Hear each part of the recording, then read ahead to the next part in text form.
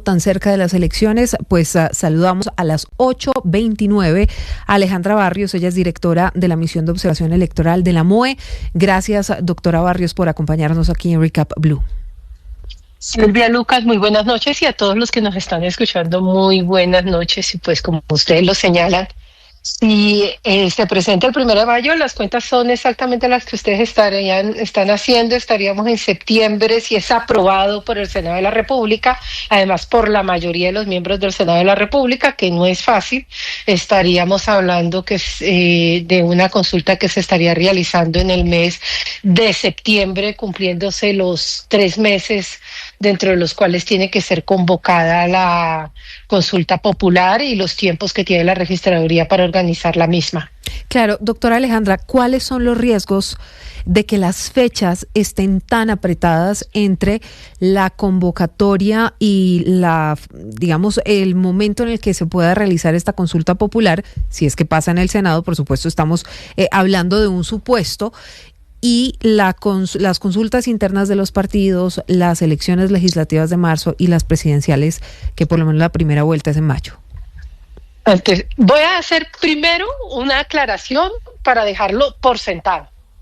La consulta popular que se está haciendo, 1, es constitucional, 2, hasta el momento se tiene señalado una ruta. Esa ruta constitucional empieza a cumplirse con la presentación del presidente de las propuestas al Senado de la República, y ahí ya viene toda la ruta establecida. Y se está haciendo para lo que definió la Constitución.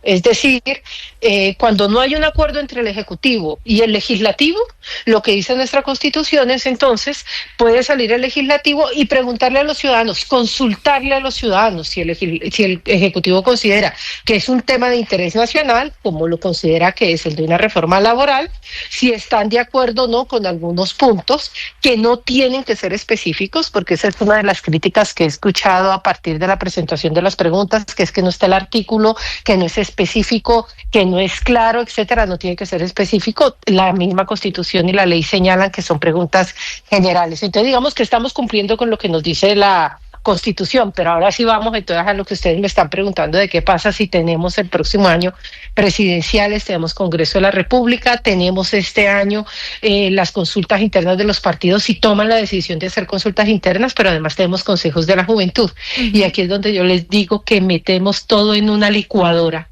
y esto va a ser un batido muy complicado de poder entender, pero además no solamente de poder entender, ya va a ser una campaña que empiece en forma, de manera anticipada. Si pasa en el Senado, con el sí, con el no, con la abstención, con una participación muy activa del gobierno, pero es que además los partidos políticos también se pueden encampañar.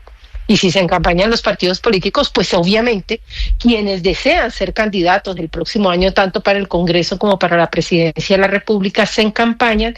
Y quizás uno de los aspectos que van a ser más complicados, Silvia, más complicados, es poder discernir en la financiación que se va a utilizar cuál de verdad corresponde a una campaña anticipada para Congreso, para presidencia, claro, y que hace parte de la consulta.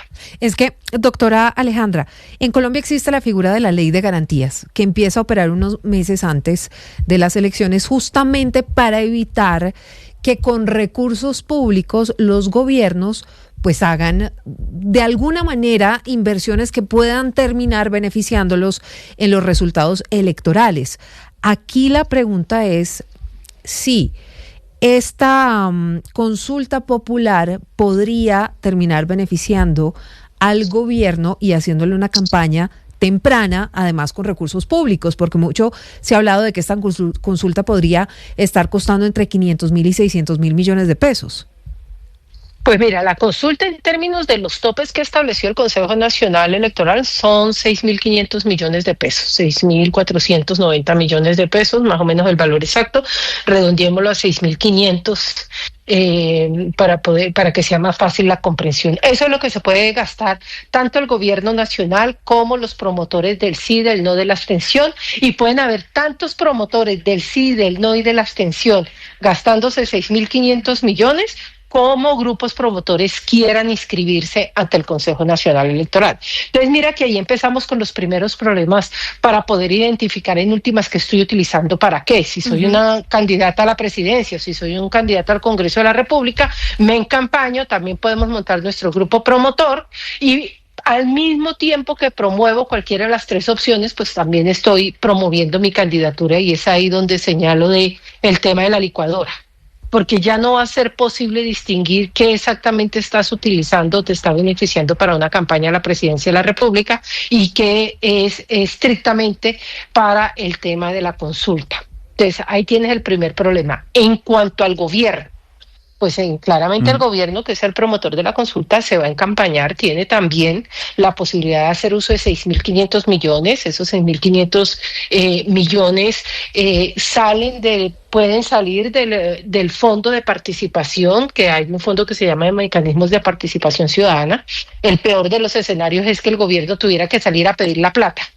Ahí sí terminaríamos de enredar toda la pita. Es mejor saber cuál es el origen de los recursos, en qué se los va a gastar para poderle hacer seguimiento. Pero lo que vamos a tener es una dificultad grandísima para poder hacer la distinción de cuando estás hablando de una campaña para el próximo año y qué tanto arrastra la consulta, beneficio o afecta las elecciones que se van a hacer de acuerdo a las diferentes propuestas que haya. Claro, directora, bien dice usted que será difícil diferenciar entre una campaña presidencial que se adelante o lo que se use realmente para la consulta popular. No sé si usted pudo escuchar una entrevista que tuvimos aquí en Blue Radio el lunes con el ministro de Trabajo, Antonio Sanguino, que aunque después salió a aclarar y dijo que efectivamente había confundido los conceptos, quedó una confusión en el ambiente. En este caso, a diferencia de una campaña presidencial, no hay lugar al proceso de reposición de votos. Efectivamente, y sí tuve la oportunidad de escuchar esa entrevista, pues creo que al ministro y a su equipo asesor les faltó hacer como una revisión muy minuciosa de la ruta jurídica de la consulta popular. Efectivamente, en la consulta popular no hay reposición de votos. Es decir, esto tiene unos topes del 10% que pueden financiar tanto personas naturales como personas jurídicas sobre los 6.500 millones de pesos, pero no se repone un solo peso, razón por la cual tampoco podemos hablar de créditos que tú pidas para una consulta, porque no vas a sacar un crédito cuando no vas a tener reposición de ningún lado, que fue el otro tema de los que se mencionó. Y sí hay una diferencia entre los recursos el origen de los recursos que puede tener el gobierno nacional al origen de los recursos que tengan los otros grupos promotores. Es importante anotar, el gobierno nacional tiene que decirle al Consejo Nacional Electoral que se va a activar en modo campaña e inmediatamente tiene que empezar también a informar cuál es el origen de los recursos que va a utilizar, que van a ser recursos del presupuesto, del fondo, muy seguramente del fondo de mecanismos de participación, y en qué se va a gastar esa plata, al igual que los otros grupos promotores. Entonces ahí hay que hacerle un seguimiento muy juicioso para que no pase lo que estaba de pronto señalando Silvia, y es que se pongan al servicio los bienes y servicios del Estado para favorecer de manera desproporcionada una de las posturas que está en la consulta. Justamente sobre eso le quería preguntar, porque por ejemplo, si uno se mete a la página del Ministerio de Minas, encuentra un artículo del 11 de abril donde dicen: todos los rincones de este país tienen que hacer un comité por el sí. Edwin Palma, ministro de Minas y Energía. Esto al final no va a provocar que se mueva todo el aparato del Estado en favor de una consulta de un gobierno que el presidente Gustavo Petro, entre otras cosas, lo ha dicho de frente, quiere mantenerse en el poder, no con la figura de Petro, sino por supuesto con alguien que lo suceda, pero mantener político. El proyecto político, exacto. Entonces, esto no es mover todas las capacidades y toda la maquinaria del Estado en favor no solo de una consulta, que es un derecho constitucional, usted lo decía al comienzo de esta entrevista, sino también para favorecer ese movimiento o ese proyecto político de quien hoy ostenta el poder en Colombia. Sí, efectivamente, y eso es lo que va a pasar, digamos, no. Si llega a pasar la consulta en el Senado de la República, ese es el escenario que se viene. Digamos, todo gobierno legítimamente desea poderse mantener en el gobierno a través de los nuevos candidatos que presenten sus organizaciones políticas o sus alianzas. Por eso la inconveniencia no es un tema de inconstitucionalidad, aquí no hay ninguna ilegalidad, es un tema de inconveniencia frente al momento electoral que ya estamos viviendo. Nosotros empezamos el 8 de marzo el proceso preelectoral para las elecciones a Congreso de la República.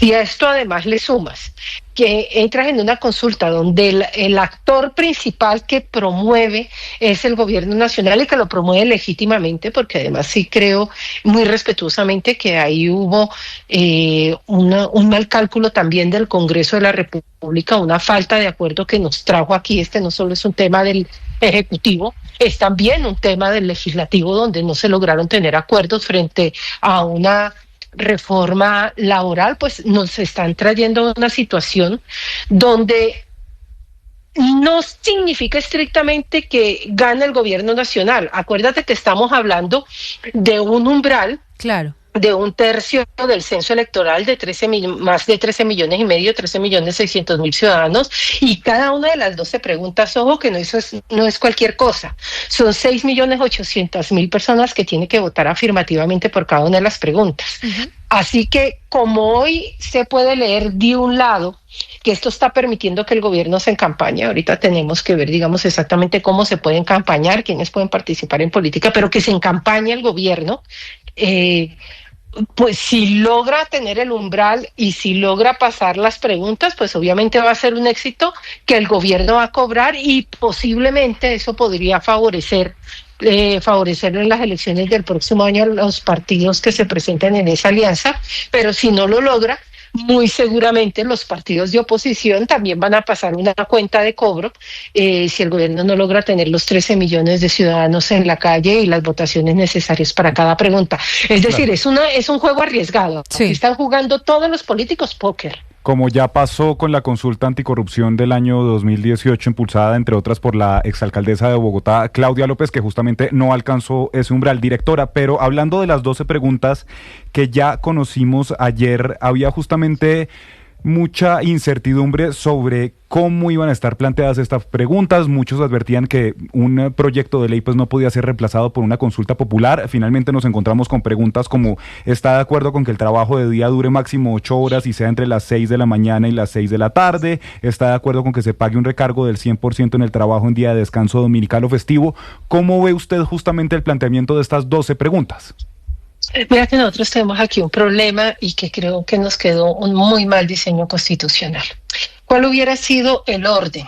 El orden hubiera sido que esta serie de preguntas hubiera pasado una revisión previa de la Corte Constitucional para ver si estas preguntas se ajustaban a la finalidad de la consulta que se está haciendo, si estaban correctamente bien hechas, pero aquí lo hicimos al revés, y ahora resulta que primero vamos a la votación. Ustedes imagínense el escenario donde sí se logren 14 millones de personas saliendo a votar, donde una o más preguntas pasen con 7 millones de votos, y después en una revisión y en el control constitucional la Corte diga: vea, aquí hay unos vicios de procedimiento o aquí hay una formulación mal realizada de las preguntas.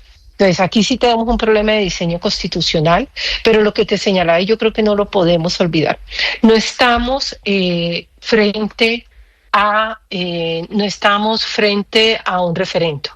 Cuando uno tiene un referendo, lo que tiene es un proyecto o de acto legislativo, es decir, de reforma constitucional o una ley. Y ese articulado es el que somete a la población. Y entonces la población dice sí o no, estoy de acuerdo con esa reforma constitucional o estoy de acuerdo con esa ley. Aquí lo que está es el gobierno consultando, diciéndole al ciudadano: venga, usted está de acuerdo con estos temas y lo tiene que consultar de manera general. No podía redactar los artículos porque ahí sí muy seguramente la Corte no le hubiera pasado la revisión de constitucionalidad. Tiene que hacer unas preguntas generales, porque acordémonos que esto regresa al Congreso de la República. No significa que estas preguntas las vamos a resolver en positivo, se van a transcribir y se van a volver la reforma laboral. Significa que una vez los ciudadanos son consultados y dicen: ve, a mí sí me parece esta pregunta, esta no me parece, cogen las preguntas que se respondieron de manera positiva y el Congreso tiene que armar el articulado. lo tiene que armar, obviamente lo va a hacer con el gobierno nacional, van a tener un articulado que se va a discutir, pero ya con un mandato ciudadano en el que ese articulado tiene que cumplir con el requisito, pongamos cualquiera, la pregunta número 1, que si está de acuerdo con una jornada laboral de 8 horas entre 6 de la mañana a 6 de la tarde. Lo que se vuelva artículo de eso, y si esa pregunta pasara, tiene que contemplar que sí, que se puede, que hay un horario laboral de 6 a más tardar 6 de la tarde, que se tiene que cumplir el número de horas establecidas por la ley de 48 horas, ya con las disminuciones que estamos teniendo, y las condiciones de si es sábado, qué pasa con los festivos, etcétera. Entonces, no es que pasen limpio, tiene que legislarse sobre esos artículos y ahí vamos a volver a tener un debate sobre el contenido y los alcances de los mismos. Sí, es que mire, por ejemplo, acaba de llegar una convocatoria de la Presidencia de la República, doctora Alejandra, estamos aquí en vivo y dice: el presidente Gustavo Petro invita a la instalación de los comités ciudadanos de la consulta popular por el sí. 24 de abril, 2:30 p.m., Soledad Atlántico, plaza principal de Soledad en el Casco Viejo. Los comités territoriales del Atlántico respaldan la consulta popular por el sí. Entonces, al final... Está ensillando, no, Silvia, con todo respeto y con todo respeto para la Presidencia de la República, y creo que también frente al manejo de las expectativas con la ciudadanía en un país que está tan polarizado, aquí estamos ensillando antes de tener el burro. Es decir, hay un orden y ese orden es muy importante que se respete. Esto pasa primero por el Senado de la República. Ese tipo de información lo que genera es confusión. Mira, vamos a instalar los comités promotores el próximo 24 de abril. Las preguntas solo se van a llevar de acuerdo a lo anunciado por el gobierno el 1 de mayo. No existen, en este momento no existe una consulta, en este momento, razón por la cual no existen comités promotores, razón por la cual no puedes instalar absolutamente nada frente a lo que no existe. Y eso genera muchísima confusión, porque si el Senado llega a tomar la decisión de votar no, que no considera que debe ser conveniente la consulta, los ciudadanos se van a quedar completamente desubicados. ¿Cómo así? Si yo fui a una reunión, me instalé en un comité promotor y se supone que ya empecé a promocionar esto y ahora me dicen que no. Y el Congreso tiene la culpa de decir que no, el Congreso no tiene la culpa de decir que sí o que no, el Congreso tiene un derecho constitucional de contestar si considera que es conveniente o que no es conveniente. Entonces, ese tipo de convocatorias anticipadas son convocatorias que confunden a los ciudadanos y que pueden terminar posteriormente generando mayores problemas de polarización. Directora, me devuelvo a algo que mencionaba usted, y es que esto no es un referendo, pero justamente, como dice usted, que estamos ensillando la bestia antes de, y todo esto, hay un poco de confusión porque el presidente Petro ayer también pone un trino donde dice que esta consulta es vinculante, por supuesto, siempre y cuando, pues primero pase en el Senado, alcance el umbral, pero quiero preguntarle justamente cuál es el proceso. Usted empezaba a explicarlo. Entonces, digamos, se superó el umbral, los 13.600.000 votos, ganó el sí con el porcentaje que debe haber, que es un poco más de 6.800.000. Entonces, una vez pase esto, y la pregunta 1, por ejemplo, ¿está de acuerdo con que el trabajo dure máximo 8 horas y sea entre las 6 de la mañana y las 6 de la tarde? Pasa al Congreso y el Congreso tiene que hacer entonces un proyecto de ley nuevo para incluir esto. ¿Y qué pasa, por ejemplo, si el Congreso hace modificaciones? ¿Esto cómo funciona? Pues mira, lo que pasa inmediatamente, mira, disculpa, me toca colgar en este instante que tengo una emergencia en la casa. Dame, por favor, qué pena, tengo una emergencia tranquila. En este momento. Claro que sí, tranquila, doctora. Sí. Le agradecemos mucho, 8 de la noche, 48 minutos.